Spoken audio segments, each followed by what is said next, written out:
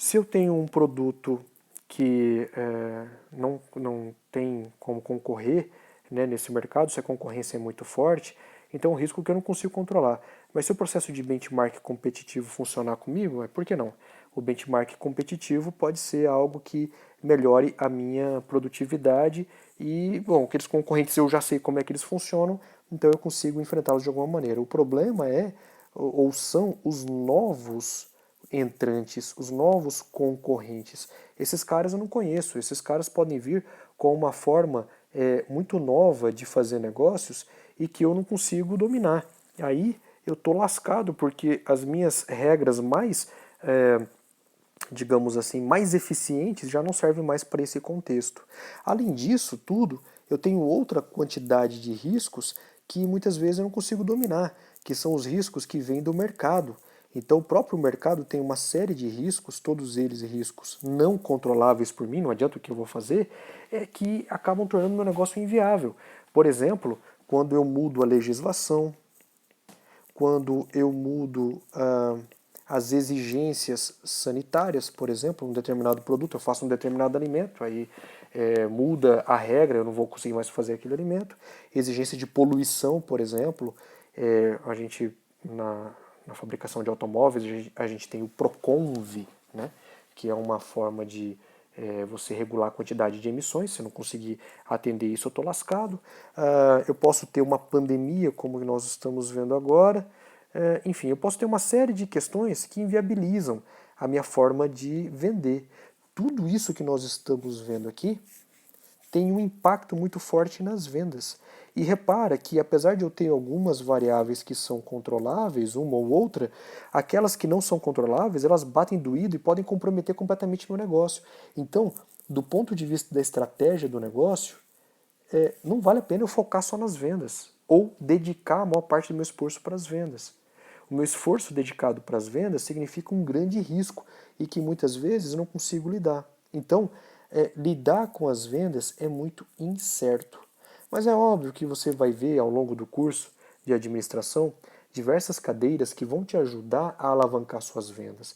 Isso é importante porque você vai conseguir de uma forma ou de outra dominar uma certa habilidade de vendas, e essa habilidade vai permitir que você consiga, assim, constituir um negócio firme, um negócio consistente. Bom, o problema é que a gente acaba focando muito na venda e nós não percebemos que existe uma outra área, que é uma área crítica para o sucesso das negociações, que é onde justamente toda a história da administração se foca, que é a área das saídas. Ou seja, os gastos que a organização faz para que ela possa executar a sua venda e depois ter os resultados. As organizações precisam de gastos para poder funcionar. E esses gastos são divididos de diversas formas. São gastos basicamente diretos e gastos basicamente indiretos relacionados à produção de uma mercadoria. Gastos diretos e gastos indiretos. Dentro dos gastos diretos, que nós chamamos de custos, nós temos basicamente dois tipos de custos. Um custo chamado de fixo, que é aquele que não depende, não tem nada a ver com a quantidade que você produz e vende de uma mercadoria, e os custos chamados de variáveis, que são custos que dependem da quantidade que você produz e vende. Daqui a pouco você vai ver alguns tipos de custos e alguns tanto fixos quanto variáveis. E custos, ou melhor, e gastos chamados de indiretos, que é aqueles que não vão diretamente na produção da mercadoria, mas elas contribuem de alguma maneira, elas interferem, elas têm um peso na produção daquela mercadoria e que eu preciso dar conta de pagar com as minhas entradas. Exemplo disso são as despesas. Dá um exemplo de cada um deles para a gente verificar. Por exemplo, vamos ver aqui, tem uma coisa legal para você comparar. Vamos pegar aqui o mercado de carros usados. Então, carros usados. Quando você vai comprar um carro usado, você vai lá na garagem e você fala pro cara assim, oh, quanto é o preço desse carro aí? Quanto custa esse carro? Bom, falar quanto custa o carro não é o correto, porque você estaria falando do custo de produção dele. Você tem que falar então de qual é o valor de venda do carro, qual é o preço do mercado. Muito bem, o cara vai te falar Ah, esse carro tem o preço de X. Tudo bem. Agora vamos olhar do ponto de vista do cara que vai vender esse carro para você, do dono da garagem. Ele, quando ele vende esse carro, olha aqui onde que está a venda do carro. Está aqui na entrada. Ele está vendendo ele por um preço. Ele quer o preço mais alto possível. Mas você vai lá, você chora, você vai lá, fala, tenta barganhar tal, o cara reduz um pouco esse preço. Mas é esse preço aqui que vai ter que pagar todos os gastos associados ao funcionamento daquela garagem. Então, quando eu vendo um carro, eu tenho que pagar o salário daquele vendedor. Então eu tenho aqui um vendedor. O vendedor vai vender para você. O vendedor basicamente tem dois tipos de ganho. Um que é chamado de salário e outro que é chamado de comissão. A diferença deles é que é o seguinte, o salário ele ganha todo mês, vendendo ou não carro. Bom, é lógico que se não vender carro vai chegar no momento que ele vai ser mandado embora. Mas, do modo geral, vendendo ou não vendendo carro, ele tem que ganhar salário. Comissão não. Comissão se vender tem, se não vender, não tem. Isso aqui vai diretamente no custo da garagem daquele sujeito, daquele vendedor. Então, um custo fixo que nós temos é o salário. Vendendo ou não vendendo carro, eu tenho que pagar o salário para o cara. Já o custo variável que eu tenho é a comissão. O meu negócio é venda de carro, mas eu só vou pagar a comissão se o cara vender. Se não vender, eu não pago comissão, ele é inexistente. Já a despesa, por exemplo, o cafezinho que o cara serve lá, se ele não vender, como é que escreve café? Cafezinho, sabe? Nem sei se tem acento estranho aí. Mas se ele vender ou não vender o carro, ele tem um cafezinho dele lá. Eu posso ir lá tomar um cafezinho. De qualquer jeito, eu gero um gasto e esse gasto vai ter que ser abastecido, adivinha por quem? Pelas entradas. Então, se eu fizesse uma balança empresarial com entradas e saídas, você pode ter certeza que as saídas são muito mais pesadas do que as entradas. Lógico, a gente sabe que a ciência da administração ela vem para tentar tornar as saídas menores, para tentar reduzir esses gastos. E a gente vai ter que estudar as formas para que isso aconteça. E é importante que nós entendamos isso. Mas antes, eu preciso falar para você que existem outros gastos que vão ter interferência futura na nossa organização. Nós temos alguns gastos que não são relacionados à confecção dos produtos e que também são classificados de gastos indiretos e que também precisam ser abastecidos pelas entradas. Nós estamos falando aqui de gasto indireto, mas em relativo a um investimento.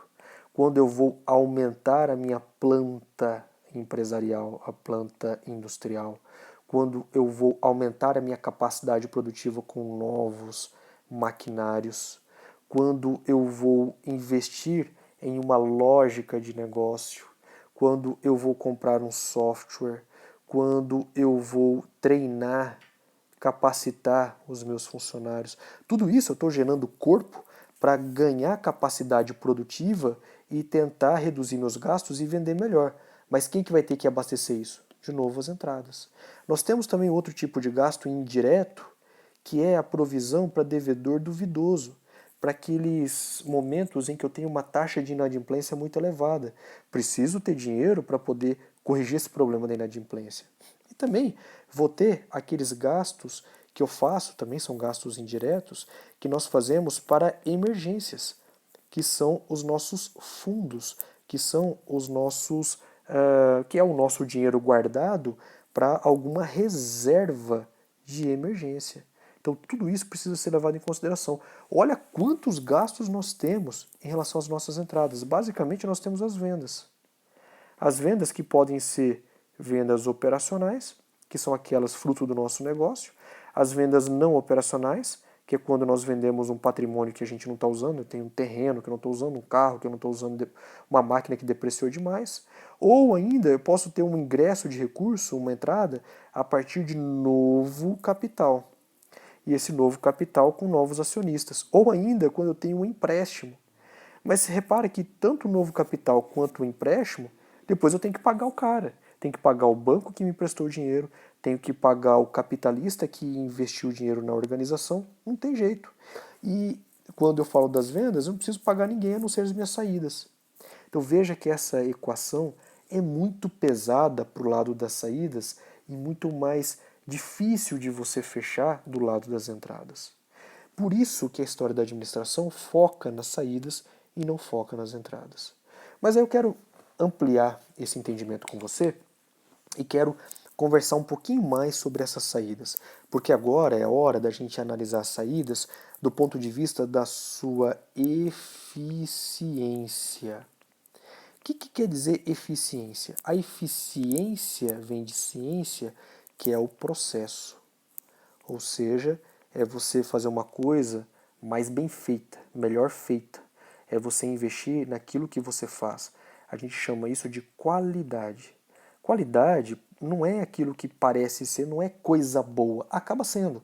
Mas qualidade, na verdade, significa conformidade. Quer dizer que você vai reduzir o seu erro ao mais próximo possível do zero. Os japoneses fizeram isso entre as décadas de 1970 e 1980 no Japão. Eles usaram algumas artimanhas para isso. Eles usaram o programa de zero defeito, eles usaram o Lean Six Sigma, eles usaram alguns padrões como o Kanban, eles usaram o Kaizen, eles usaram várias filosofias produtivas para reduzir o erro a zero, para ter maior conformidade, ter maior qualidade e ter o que eles chamaram de excelência no processo. Um processo de excelência é um processo que tem a maior qualidade possível e que tem todos esses elementos de conformidade. O que a história da administração quer é justamente isso, ter maior eficiência. É lógico que hoje nós levamos em considerações mais dois outros Fs, que é o da eficácia, ou seja, não adianta nada você ser o mais eficiente possível e não dar resultado. O resultado é o da eficácia. E o da efetividade.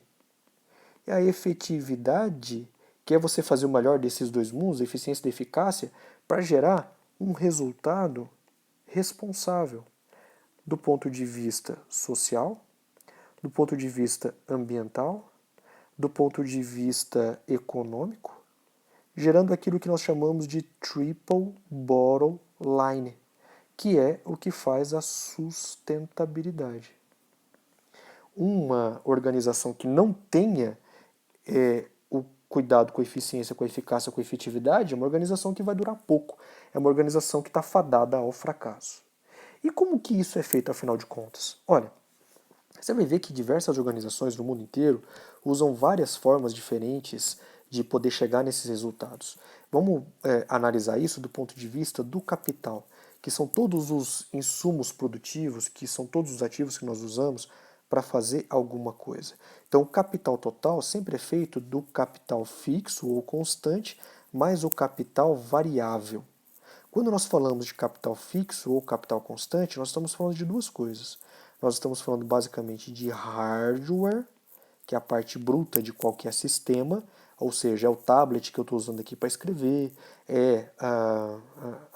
são as dependências, é o galpão industrial, é a mesa que eu estou me apoiando para escrever, é o sofá que eu estou sentado para escrever, o sofá, ó, o sofazinho aqui que faz essa barulheira toda que eu mexo aqui, o sofá velho, tá vendo? Sofazinho de couro surrado que eu tenho aqui, mas então é o hardware que eu tenho. Também é o software, e a gente acha que software sempre é o programa de computador, nem sempre, é o algoritmo que a gente usa, é a lógica do sistema, é a técnica que a gente usa, etc. E o capital variável, que basicamente são as pessoas.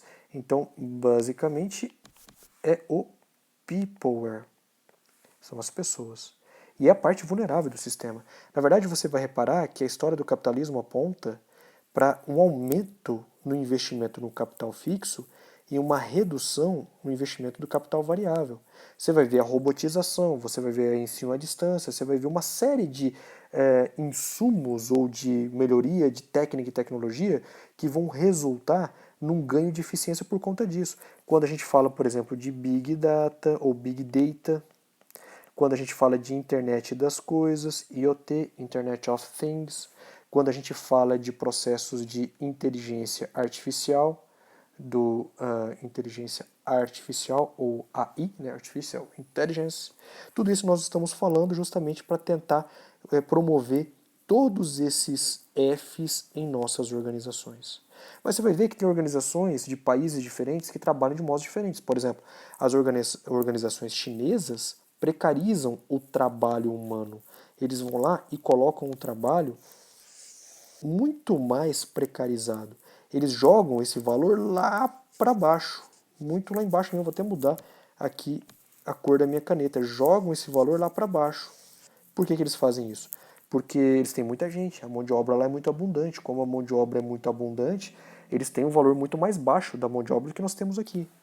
Já no. Vamos pegar aqui um país. Deixa eu pegar uma outra cor bacana aqui. Tá, vamos pegar aqui um país como a Finlândia. A Finlândia investe em pessoal, sim, mas também investe em tecnologia da informação. Pega a Holanda, a Finlândia, pega a Noruega, a Suécia. Suécia, que aliás está passando por uma crise danada, o maior número de mortos dos últimos 30 anos num mês, né? Por conta da Covid-19. Eles optaram por não fazer o distanciamento social, aí você viu o que deu. Mas enfim, então nós temos aqui o ganho de capital muito forte por parte deles. E países como o Brasil, que fazem, vou até colocar aqui uma outra cor, vou colocar em vermelho sangue para você ver que nós estamos falando do Brasil, que investe muito pouco em capital, investe muito pouco em pessoas, deixando o pessoal muito caro, perdendo a competitividade. E aí, como você não tem um parque industrial moderno, fica caro também você investir em melhorias técnicas. Então a gente vai competir com o Japão como? Como a Singapura, a Coreia do Sul, de que jeito? Não tem como. Então a gente tem que, de alguma maneira, pensar como isso pode ser mais competitivo e o foco acaba sendo no agronegócio, que é o único que, no Brasil de hoje, faz melhor essa equação. Agora, disso tudo que eu conversei com você, eu preciso também passar alguns outros conceitos.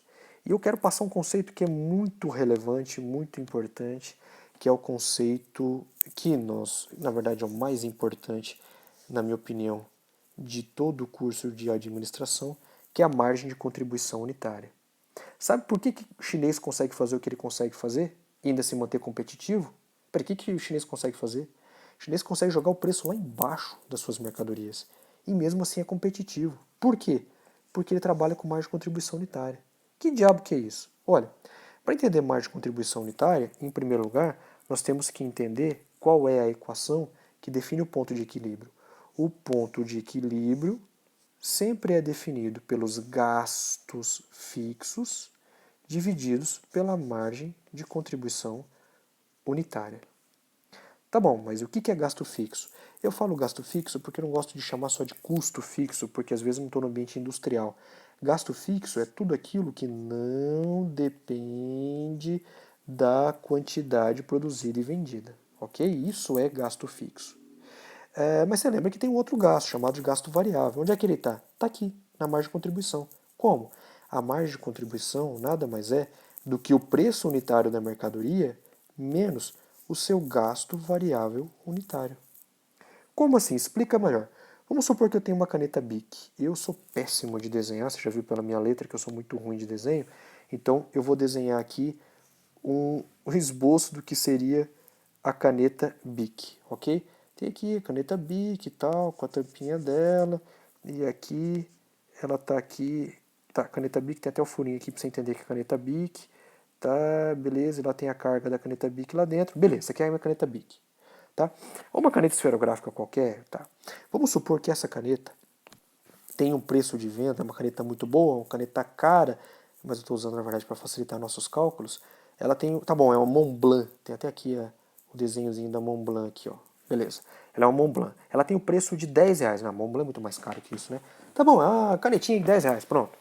Essa caneta que tem o preço de R$ 10, quando ela for vendida, ela vai ter que servir, deixa eu mostrar para você, vai ter que servir para essa rabisqueira toda. Cada canetinha que eu vender, olha ela aqui, ó, entrada. Deixa eu fazer uma outra mais bonita aqui, ó. Resultado é igual entradas menos saída.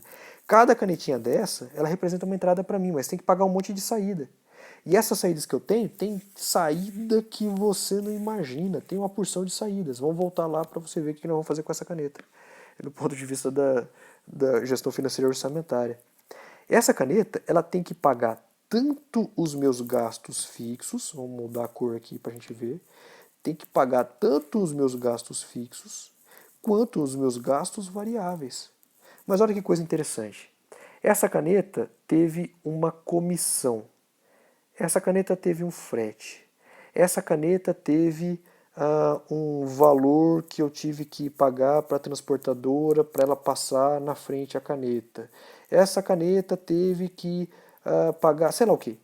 Esses gastos da caneta que eu estou citando aqui são gastos que eu só vou pagar se eu vender a caneta. É o que eu chamo de gasto variável. Então toda caneta, todo insumo tem uma grande parte de gastos variáveis. E quando eu vender, eu já pago esse gasto variável. Mas acaba sobrando um gastozinho aqui, o que é do valor da caneta, que vai ter que pagar o gasto fixo. Vamos supor que eu tenha salário dos meus funcionários, todos eles juntos que produzem essa caneta, de 10 mil reais. Mais o aluguel, R$ 1.000. Mais não sei que lá, 5 mil reais. Mais não sei que lá, não sei que lá, não sei que lá, dá mais 5 mil reais. Qual que é o gasto total que eu tenho? Eu tenho 5, 10, 21. Eu tenho 21 mil reais. São gastos chamados de gastos fixos e que, vendendo caneta ou não vendendo caneta, eu preciso dar conta de pagar. Me diz uma coisa, se os gastos variáveis da venda dessa caneta forem, digamos, R$ 8, quanto que sobra para pagar os meus gastos fixos? Vão sobrar R$ 2. Com R$ 8 eu pago meus gastos variáveis? Eu pago. Mas eu pago todos esses meus gastos fixos? Eu não pago. Mas se eu vender uma caneta, eu contribuo. Ou seja, o que é margem de contribuição? É o que sobra, olha aqui, ó, é o preço da caneta, R$ 10, e o que sobra para pagar os gastos variáveis, no caso esses R$ 2. O que chinês faz? Olha, chinês, como tem gasto variável com pessoal muito lá embaixo, eu vou colocar aqui do chinês, vou colocar uma outra cor, vou colocar vermelho aqui, ó. O chinês tem um gasto variável disso aqui, ó. Tem, sei lá, R$ 3 de gasto variável. Quanto que sobra lá na China para poder pagar os gastos fixos do chinês? Cara, vai sobrar aqui 10 menos 3, R$ 7. Eu vou até mudar a cor aqui, que essa cor não ficou legal. R$ 7. Me diz uma coisa, com R$ 7 você paga seu gasto fixo total? Não paga. Mas eu preciso vender mais ou menos caneta que o brasileiro para pagar? Menos caneta. Ou seja, você chega no ponto de equilíbrio antes. Então a mágica da administração é investir em processo, investir em treinamento, investir em lavagem cerebral, investir uma porção de coisas que nós temos dentro de toda a ciência da administração para você tornar a margem de contribuição a mais alta que você puder. Quer dizer, você vai ter que tornar a organização tão eficiente, que você vai ter que deixar os gastos variáveis mais baixos que você puder, porque daí sobra mais para você pagar os seus gastos fixos. A mágica da administração, então, é justamente essa. Qual que é a mágica da administração? A mágica da administração? A mágica da administração é olhar para os gastos variáveis, deixando eles os mais baixos que a gente puder para aumentar a margem de contribuição. Pois é, mas e os gastos fixos? Você vai ignorar ele? Não, você vai deixar mais baixo também, para você ser mais eficiente, para que os seus gastos variáveis ajudem a pagar mais rapidamente os gastos fixos. Ops! Para que a sua margem de contribuição, que é o preço unitário menos o gasto variável, pague mais rapidamente a sua margem de contribuição. Isso é a eficiência dentro da administração. Ok? Bom, vamos fazer um exercício para a gente fixar isso e entender como isso funciona na prática. Pega lá a sua apostila, deixa eu pegar a apostila, trazer ela aqui para a gente ler. Opa, escapou aqui, deixa eu pegar a apostila para a gente ler. E a apostila fala para a gente o seguinte, olha, vamos pensar aqui numa situação hipotética e que tem o preço unitário de um produto X equivalente a R$ 200. Então vamos pegar esse trem aqui e vamos escrever o preço unitário do meu produto de R$ 200. Eu estou fazendo aqui o exercício de exemplo aqui da apostila. Então preço unitário é igual a R$ 200. Deixa eu mudar minha caneta aqui, senão não vai ter espaço para escrever tudo. Tá. Aí ele fala o seguinte, olha aqui, ó. Custo variável de produção unitário é R$ 60. Então, custo variável, vou chamar aqui de gasto variável unitário, é igual a R$ 60. Aí ele fala que o custo variável de distribuição, o frete, ele já cantou a bola, que é um gasto variável unitário de distribuição, é de R$ 6. Ele falou também o seguinte, que a comissão de vendas vai ser de R$ 10. É um gasto variável também. Ele já falou pra gente, R$ 10. Tudo isso junto vai dar R$ 76,00 e já até facilitou e mostrou para a gente que o gasto variável total é de R$ 76,00, total por unidade, tá? Oh, peraí, como assim total por unidade? Cada unidade que custa, que tem o preço de venda de R$ 200,00, 76 é só de gasto variável. E qual que é a margem de contribuição aqui? Ele já deu a conta pra gente. Eu vou pegar esses 200 menos os R$ 76,00. Eu vou ter um gasto variável perdão, um gasto variável não, cadê aqui meu undo, meu Ctrl Z? Na verdade, eu vou ter uma margem de contribuição unitária de R$ 124,00. Tá, e aí qual que foi o custo fixo total que ele falou pra gente, ou o gasto fixo total dessa operação? R$ 620.000. Como é que eu faço para achar então o ponto de equilíbrio? Então vamos lá. Ponto de equilíbrio é igual ao gasto fixo dividido pela margem de contribuição de um produto. O custo fixo ou gasto fixo vai ser de R$ 620.000 dividido pelos R$ 124,00 que cada produto oferece para mim. Deixa eu pegar minha calculadorazinha aqui. Deixa eu ver quanto que dá 620.000 dividido por 124. Vai dar 5.000. 5.000 unidades eu preciso produzir e vender ao preço de R$ 200 para chegar no meu ponto de equilíbrio. Ou seja, para eu ter um resultado igual a zero. Não sei se você está reparando, mas no ponto de equilíbrio, aquele negócio que eu falei para você de resultado igual a entradas menos saídas, vai dar exatamente igual a zero. Porque as minhas entradas vão ser de R$ 620.000. Opa, R$ 620.000? 620.000 não, né? Eu vou ter que pegar os R$ 200 que eu estou vendendo e multiplicar pelas 5.000 unidades. Quanto que vai dar isso aí?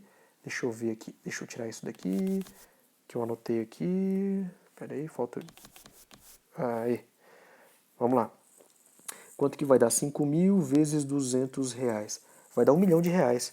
Então eu vou ter R$ 1.000.000 de entrada.